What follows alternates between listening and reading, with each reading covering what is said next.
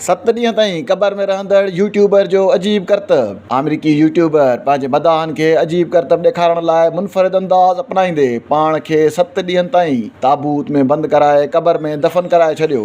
YouTube ते mister best जे नाले सां मशहूरी माणींदड़ अमरीकी शहरी जिमी डोनाल्डसन जा समाजी राब्तनि वारे वेबसाइट यूट्यूब ते 212 मिलियन खां वधीक फॉलोअर्स आहिनि। जिमी डोनाल्डसन उर्फ मिस्टर बेस्ट पंहिंजे फॉलोअर्स खे हैरान करण लाइ अजीब ऐं ख़तरनाक करतब ॾेखारण लाइ पाण खे मणे मिटी हेठि दफ़न कराए छॾियो।